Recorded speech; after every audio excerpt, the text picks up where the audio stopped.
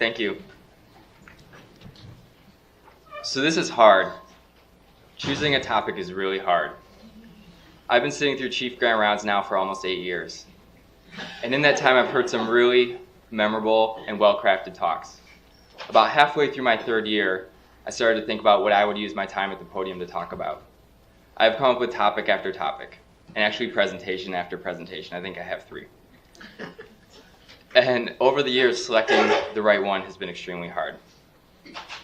My first idea was to compare internship over several decades. My mom works at a public library in a small town in Park Rapids, Minnesota, and part of her job is to organize annual book sales. Every time a medical book comes through the door, she puts it aside, buys it for a dime, and sends it to me. I have amassed a library full of medical books. In particular, I have these 3 books about internship. They're journals from interns from the 1930s, the 1960s, and 2000. I thought it'd be interesting to read all 3 of these books and make comparisons to how internship was in the past to what it is today. This was probably my best idea. The problem is I struggle to read these books, and therefore reading text alone for pleasure was hard, so I scrapped that idea. Next, I thought about talking about my research at Dr. Farmer's lab, about fetal surgery, or about stem cells, but I figured 2 Tuesdays in a row of listening to research talks might be a little too much. So instead of giving a talk that might put half or most of you to sleep, I thought about giving a humorous talk. 2 of the topics that keep coming to mind were why the anus is the smartest muscle in the body. I'd put Dr. Farmer on the spot, but she's lost her voice. So the answer to that is because it's the only muscle that can tell the difference between air, liquid, and solids, and sometimes all 3 at once. The next thought I had was to do a deep dive into Dr. Pevik's retirement and figure out whether it's just a coincidence that his retirement is coinciding with my departure from the medical center, or whether he just can't bring himself to work without me. While these both seem like good ideas, they just didn't fit what I was looking for. So on it went, topic after topic, idea after idea. Nothing seemed to fit. So ultimately, I reflected back on my time here. Yes, that's right, all 8 years, all 2,920 days, all 70,126 hours, all 4,207,590 minutes. I thought back to who I was when I came into this program and who I am leaving. I thought about how much I've changed and learned at UC Davis, and about all the incredible mentors and teachers I've had that have driven that change. So in the end, I decided to dedicate my time and my grant rounds to 15 lessons that I learned and 15 different mentors.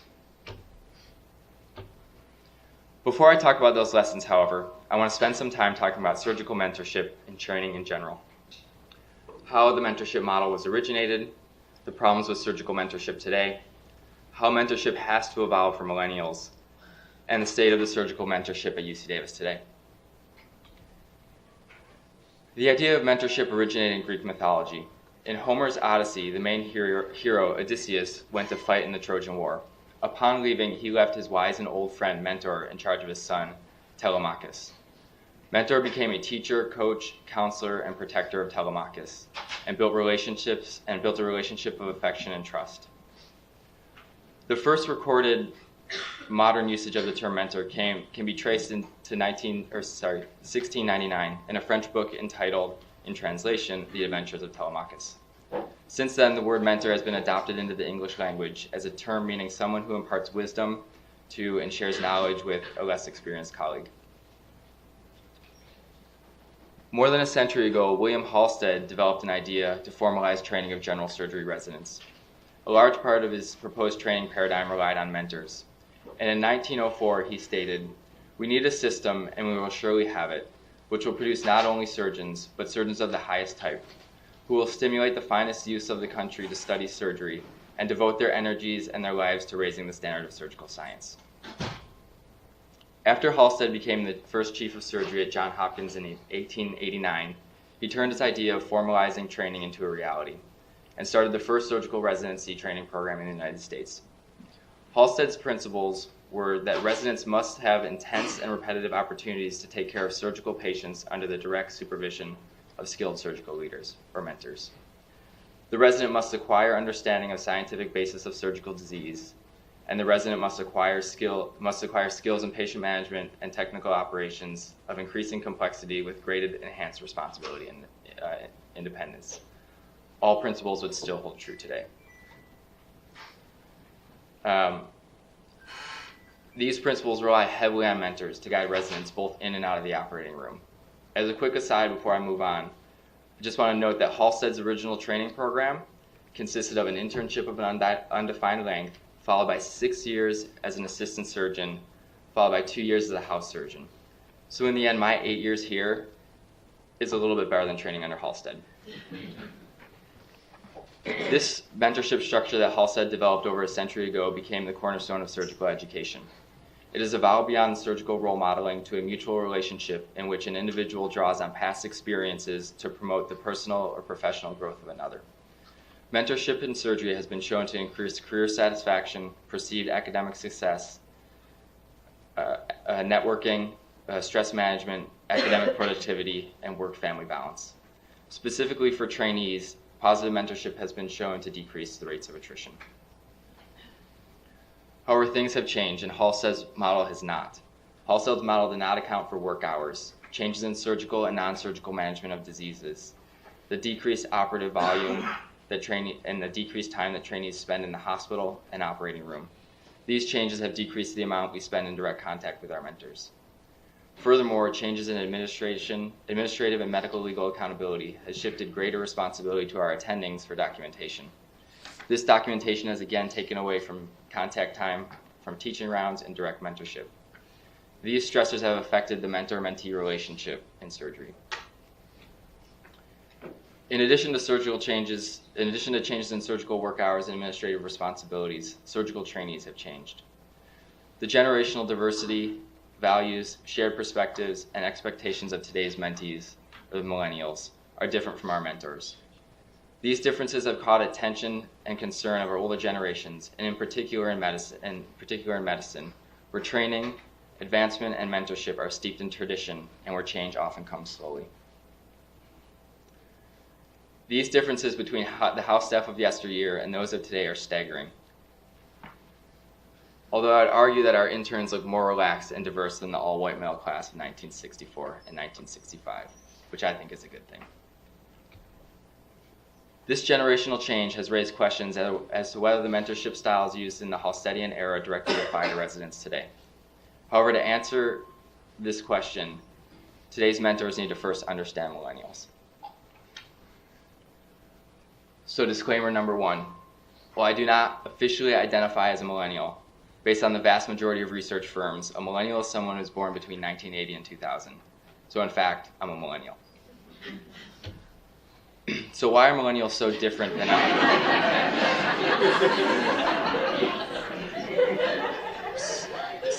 other generations? There are several characteristics that set millennials apart. Millennials have been treated as special and important. Every milestone is marked with celebration, praise, or a trophy. This has given millennials a sense of entitlement and expectation, and the requirement of frequent positive feedback. Millennials were highly protected as children and grew up in a time of increasing safety measures, car seat restrictions, school lockdowns, and product recalls. Children were rarely left unsupervised, and their parents and educators aimed to spare them from unpleasant experiences. This has given millennials an idealistic view of the world. Millennials are confident, motivated, and goal-oriented in themselves and in the future. They may brag about their generation's power and potential, and they have a high level of optimism. Millennial schedules as children were highly structured, with every hour of the day filled with structured activity. They grew up with little downtime for thought or reflection. There was little time for spontaneous play. With highly structured schedules always being part of their life, millennials may not know how to manage a demanding schedule of their own. Millennials are connected 24/7. They have grown up with computers in the house, cell phones to their ears, and tablets in their hands. This level of connectedness has changed the way millennials learn. Instead of sitting in lectures or reading, millennials have turned to video lectures, podcasts, and YouTube for education. This connectedness is evident throughout the hospital, as people often spend more time looking down at their phone while walking than looking up and paying attention. In addition, millennials are frequently multitasking. as they think it saves time and is a smart thing to do, but may not be aware of the quality of the results of their multitasking. Lastly, millennials are group-oriented rather than being individualists. They may sacrifice their own identity to be part of a team. They prefer egalitarian leadership and not hierarchies, and because of this, they have formed a tight-knit generation. Millennials are oriented towards service, learning, and volunteerism. So with these characteristics, millennials are often being labeled as lazy, entitled narcissists who still live at home with their parents. But they're actually curious and excited to learn new skills, focused on social good, creative problem solvers, technologically advanced, open and willing to receive regular feedback, and interested in collaborating. So with all this in mind, the question arises, does the Halstedian training model need to change to allow for more effective mentorship of millennials? And if so, what needs to change? I would argue that mentorship now is more paramount than ever. I agree with Halsted that even in the training paradigm that he developed over 100 years ago, that mentors still remain the cornerstone of our education. Especially with the dwindling time surgical residents spend in the hospital and the operating room, the guidance we receive from mentors on a professional, technical, or personal standpoint have become even more important. However, given these differences of millennials compared to those of our mentors, and certainly compared to those of Halsted era, it's apparent that the style of mentorship has to change. Recently, there have been several new mentoring styles that have been proposed for millennials. These strategies include micro-mentoring, older-fashioned, formal, and more comprehensive mentoring sessions lasting up to 1 or 2 hours, discussing clinical performance, career goals, and actionable items once or twice a year should be replaced. Mentoring should now be brief and more frequent. Meetings should be rapid feedback sessions focusing on 1 or 2 areas of improvement.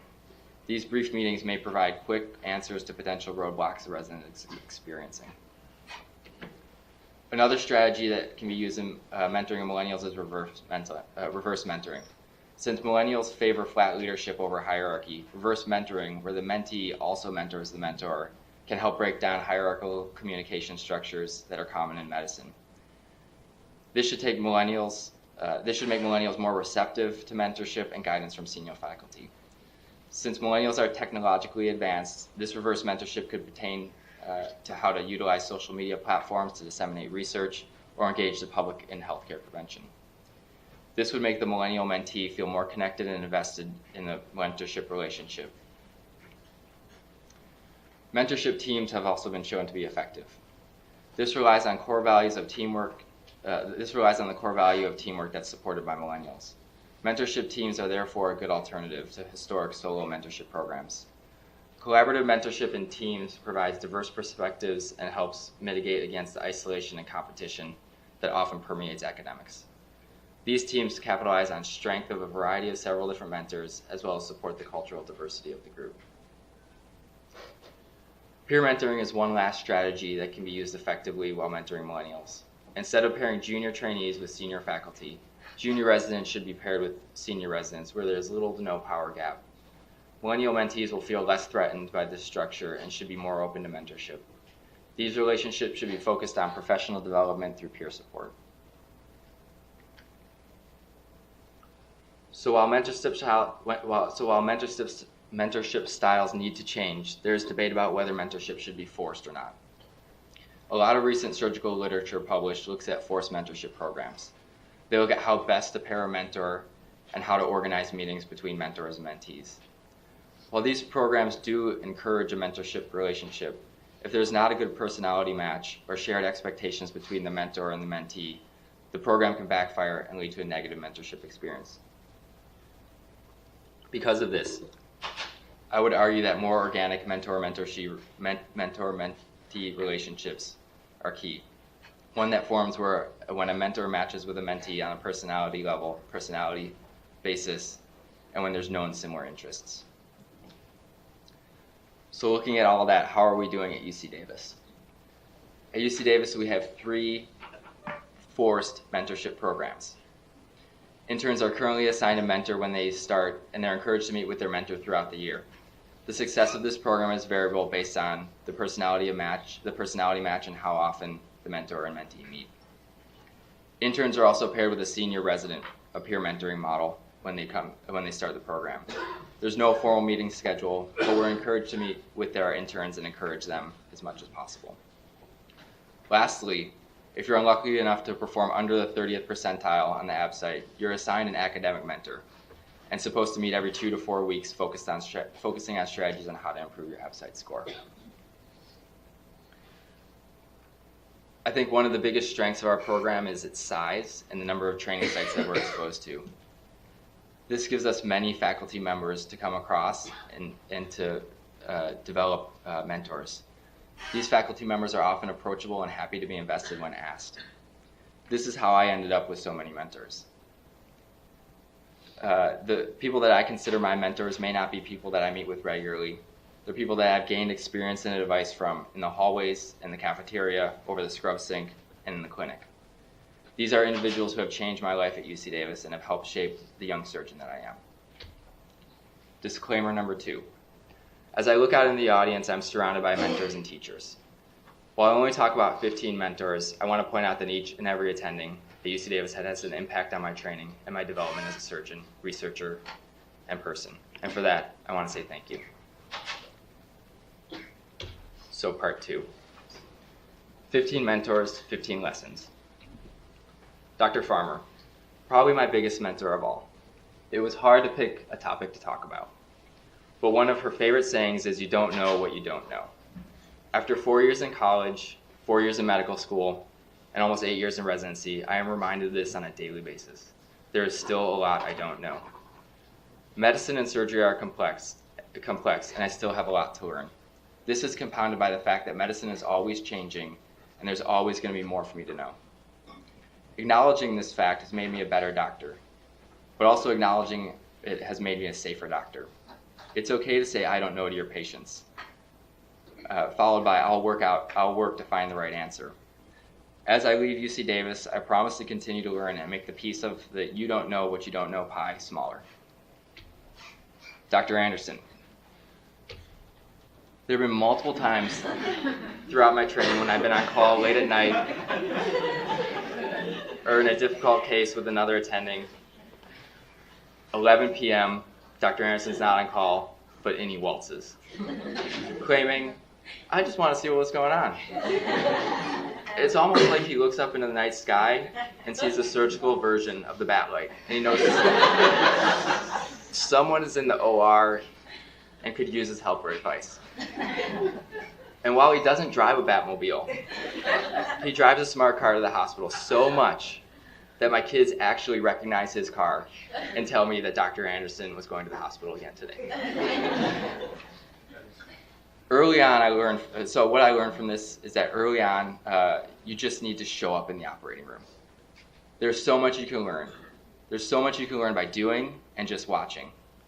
And in the future, I plan on just showing up, whether it's 2 in the afternoon or 2 in the morning, because that's how you learn. Dr. Hiroshi. As a disclaimer, Dr. Hiroshi and I have not really had any major complications together, but I've talked to him about this topic probably more than anybody. So complications happen. I've had plenty of complications as both an intern and as a senior resident. As an intern, I remember about not following up on a plain film of a femur in a patient who had a pulseless extremity, and then being in the operating room and trying to do above-the-knee amputation only to find out we could not complete it because of his hardware in his leg. More recently, not even 2 weeks ago, I was doing a laparoscopic splenectomy and got in the splenic hilum during the procedure, requiring conversion to an open procedure. Complications happen. Despite years of training, they'll happen and they'll hurt, and they probably should hurt. It's what makes you critically review your actions and prevent them from happening again. Not only learning from your complications is important, but how you deal with your patients and the family afterwards is important. You should be humble, and it's okay to apologize. Most importantly, the patient who's had the complications becomes the patient you need to see the most often. We would all like to hide from our complications, but that's the patient you need to see not once, but twice a day. It shows that you're not going to abandon them and are here to continue to take care of them. While I hope with experience the number of complications I encounter decreases, I will always remember to learn from them and face them head on. Dr. Pevick and Dr. Dawson. It's hard not to talk about both of them with a picture like this. It almost looks like a TV series, in my opinion. They're pretty good looking. I would also say that the general surgery department should take some advice or some tips from the vascular surgery department in our pictures, because theirs are really good. But what did I learn? So pronate supinate. Everybody knows that. But what Dr. Pevick really taught me is every single stitch matters. There's little room for error in the operating room, and every movement has to be deliberate. You have to set yourself up and execute your moves. There are times when I feel like I'm getting better at this, and in January when I spent time with Dr. Pevick in the operating room, there was times when I felt like I was back at square one. But I know that the technical aspects of surgery is a lifelong endeavor, and having mentors like Dr. Pevick in the operating room have started me off in the right direction. So for Dr. Dawson, we should say what we mean. This means precision in our precision in our vocabulary should be the same as the precision we have in the operating room. Being sloppy with your words can lead to misinterpretations, mistakes, and complications. Because of this, I'll continue to expand my vocabulary and be as specific as possible when placing orders, discussing patients, or dictating operative reports. Dr. Holcroft. My first rotation here was on Trauma Gold. I remember it well. I was on call the first night, struggling to see all my 30 patients, write 30 notes, and get ready to present these patients in the morning. After barely getting through making all my morning packets and sitting down in the Sunshine Room, Trauma Gold used to meet in the Sunshine Room, in walks Dr. Holcroft, and I start off on my patient presentations. Within 30 seconds, he cuts me off, and he starts talking about diving seals and wombats. Within minutes, he has me at the whiteboard, drawing pressure volume loops and talking about physiology. Through these teachings, Dr. Holcroft has taught me how to observe what's going on with my patients, critically think about them with the information that I have, and effectively treat them. On that morning, after spending nearly 60 minutes of the allotted time we had around on our ward patients discussing things that were going over my head at that time, and making it only through 1/3 of my patients, I had no idea what the plans were going to be for the other 2/3. I looked up at Dr. Holcroft and I asked him, what are we going to do? And he simply looked back and said, don't worry, you'll do the right thing. To this day, I remember that statement, and for the most part, he's been right. Dr. Galante. Don't think, just act. I had to put this one directly next to Dr. Holcroft because it seems to be the exact opposite thing. But it highlights that surgeons have to be good at everything. Dr. Galante has taught me that any action is better than no action. This sticks out in my head after being in the operating room one night with Dr. Galante as a 3. We were doing a laparotomy on a trauma patient after a motor vehicle accident when he started to decompensate. In my mind, I start thinking about what's going on, what are we going to do? And out of the corner of my eye, I see Dr. Galante's hand go to the Mayo stand, grab a scalpel without even thinking or looking at it. And in 20 seconds, he's in the left chest and cross-clamping the aorta. He just acted. It was part of what he does. I don't actually remember if that quick decision saved that patient's life. But what I do remember is how quick he made that critical decision in his head and how sometimes actions trump thought. Dr. Greenholz. Do the things you love to do. So Dr. Greenholz has not only been a clinical mentor, but also a personal mentor to me. He's an outstanding clinician, but has been the first to remind me that there's more to life than surgery. He stresses the importance of holding on to your hobbies that are important to you and to balancing your personal and work life.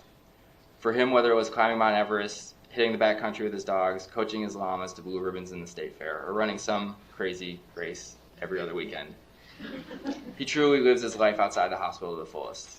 It's these activities that gives him an outlet and allows him to come back to the hospital every day and work in the stressful environment that he does. Because of this, I try to keep up my hobbies as a resident and hope to continue to grow these hobbies as I continue down my career path. Dr. Campbell. Bedside manner matters. While all physicians at UC Davis have excellent bedside manner, Dr. Campbell takes the extra time with each of his patients to ensure they are well informed and well taken care of. It starts in the clinic with a whiteboard. This is not Dr. Campbell's whiteboard, but looks pretty similar. He pulls it out, he sits down, he diagrams the butterfly thyroid, he talks about the pathology, the physiology, the surgical approach, and what he's going to do. He proves that communication is key. It continues when the patient comes to the hospital and he does personal rounds. It continues when they go home after discharge and he makes calls to the patients to check in on them, ensure they're doing well. Bedside manner matters and communication matters. His actions make each and every patient feel like they are his only patient, and it is this characteristic that I hope to carry into my practice. Dr. Ali, there's more to medicine than patient care. Dr. Ali has taught me that there's more to medicine than patient care. I've been on multiple committees with Dr. Ali, and he's been a strong advocate of my activities on these committees. He's pointed out that a little committee work can go a long way. It helped me understand the healthcare system. It's given me the ability to interact with the healthcare system leadership. I've had the ability to improve patient care from a systems level, and I've had the ability, as part of these, to act as a positive advocate for my fellow residents. I plan to continue this administrative work as I see the benefits it can have based on your involvement in these committees. Dr. Leshiker. This might be one of my favorite pictures that I had to include.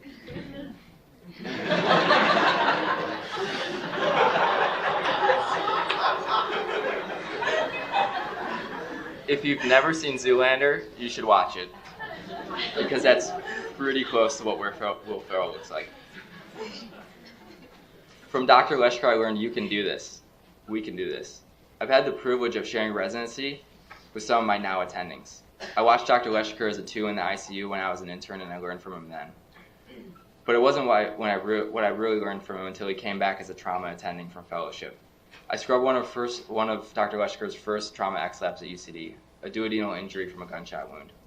I watched him navigate the anatomy without problem and make clinical decisions with a difficult injury. It gave me the confidence that I'll be able to do this in the very near future. The same thing has held true scrubbing with Dr. Ewan and Dr. Pronale, 2 recent graduates. It proves that UC Davis does prepare us well. Coming close to the end. Dr. Perez. Hard work can change lives. Attendings at UC Davis work hard, but Dr. Perez sticks out in my mind as one of the hardest working attendings. It is clear that his hard work has affected many patients. He routinely spends call nights operating throughout the night, accepting kidney after kidney to transplant, sometimes even falling asleep in the operating room, requiring a gentle nudge to wake him up to continue the case. His utilization of Pleeds-en-Bach kidneys and his willingness to transplant kidneys that other centers may have turned down have made changes in the lives of innumerable patients. Furthermore, his research on ex vivo normal tumor perfusion has the potential to drastically increase the donor pool of kidney transplantations. I hope that my hard work as a surgeon and potential researcher has a positive impact on my patient's life, just like Dr. Perez's work has. Skeeter, Dr. Salcedo. Have fun and laugh as much as possible. Dr. Salcedo consistently reminds me of how awesome of a job we have. We need to step back and reflect on that on a daily basis. There are great cases, rewarding patient encounters, and satisfying outcomes. Medicine is also full of funny stories, especially on the trauma service. We should take time to laugh at these stories and about the ridiculous predicaments that our patients can get themselves into. You seriously cannot make some of this stuff up. The job that we do is stressful, and it can bring you down quickly, but taking time to reflect and laugh can keep the team and yourself going. So sometimes medicine is the best. Laughter is the best medicine. Thousands of patients. So patients will treat you how to be a doctor. My surgical mentors have taught me how to take out a gallbladder, work up a colon cancer, and get that patient to the operating room. But my patients taught me how to be a doctor. They put their trust in me when I was a new intern, without really knowing who I was. They were demanding at times, but they were sick and they needed my help. I've helped them at their worst, and in return, they've actually tolerated me at my worst. Exhausted from 30 hours of call, overworked, hungry, but still learning every step of the way. Patients have helped me see a new perspective on surgery and treatment, and on my profession. These relationships have been invaluable in my growth as a physician. Last but not least, my co-residents.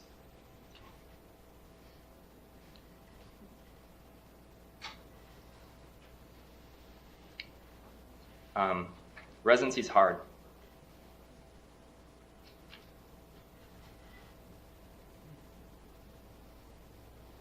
And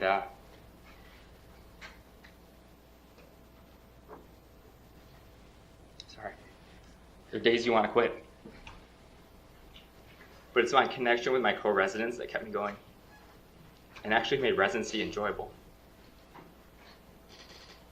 They remind me how to be a team player every chance you get.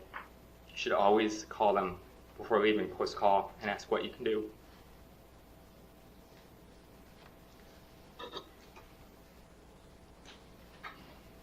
Sorry. The past 8 years have truly been a shared experience, and my co-residents have become my second family. And I'm indebted to them for all their help over the years. So, let me take 1 second. I'm really not good at this kind of stuff. So, recommendations to residents. Take full advantage of the faculty you have here. They're excellent mentors, and they have an incredible wealth of knowledge to share. Get involved in the healthcare system. Join a committee. It's worth it. Go to the operating room as much as possible. But have fun. 5, 6, 7, even 8 years can fly by. Recommendations of faculty. Take advantage of the residents. We're selected because of our diverse backgrounds and our varied lives. We're interesting people. Remain approachable and please dedicate some of your time to mentorship and teach as much as possible. Thank you.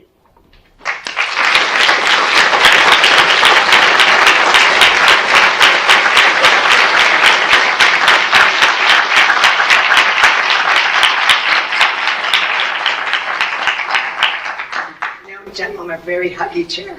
I'm going to pass that out. Thanks.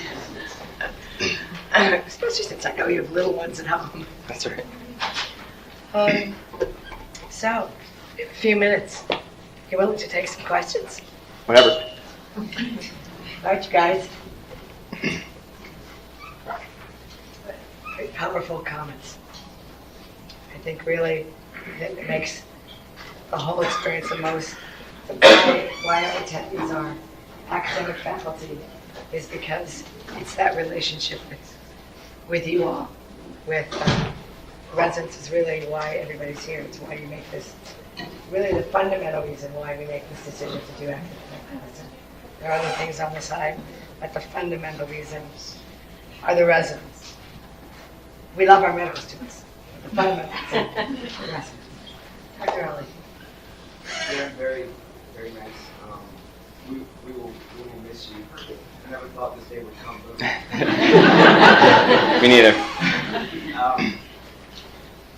I think one of the things that you touched on is really powerful, which is that when mentor-mentee relationships develop organically, they're very powerful and very useful, and they sort of last, lifelong. But they're probably not enough to sort of go around, right? You can't just sort of let it happen. It's like, throwing some seeds rather than putting down sod, right? How do you think we could do this in a more formal way, but not make it so prescribed and contrived that it loses its effect? Because I think that's the balance, right? Yeah, I kind of struggle with that, and I kind of actually want to have recommendations for mentorship at UC Davis. And it's hard. A lot of the papers out there talk about these forced mentorships, and there's one out recently from MGH, and it just doesn't fit the UC Davis way. I mean, it feels very cold. But you're right, it's hard for these organic ones to come around and hard for you to do. So I try to think about what we could do here to improve the contact between faculty and residents and how we can help those mentorship relationships blossom. And I think while you say come together in a more formal way. I think it's actually coming together in an informal way. I think we actually spend very little time outside the hospital together as mentors and mentees. Track 7 is opening a new brewery at the corner of Folsom, right by the Shack. I think we should do mentorship Mondays once a month. You know, whether the department pays for that beer or we come and pay, either way, just to bring people together in a formal way. I think it helps. We had, when we have our fall meeting at Hot Italian, I think the residents really enjoy that. And I think you gain a lot of the personal mentorship that we don't necessarily have in the hospital because we're so busy talking about the next patient, the next case. And so I think actually being informal is the way that would work for UC Davis. And I think it's the way it would work here and maybe not elsewhere. Good opportunity for reverse mentorship. You buy me a beer, I'll go. I'll meet you there. We can have martini Mondays. I think actually the residents would be happy to buy beers for the faculty if they're willing to meet outside the hospital. I really do. I would. Thoughts? It's an important topic. I'm hearing the informal ones. Dr. Brown. I like what you said about the reverse mentoring. I think being in that, I get to be Gen X, which is kind of cool. So we're in the middle. And I always think about what I know and what I don't know, and what I don't know, I don't know in the beginning. But I think it's always, I think I'm always surprised. I shouldn't be, because the people behind me, all these medical students, are so tech savvy. And if they're working with me on a research project or something clinically, they have these ideas that I just didn't come up with, or they think differently. And I think if we can, capitalize on that, it's just so important. Mm-hmm.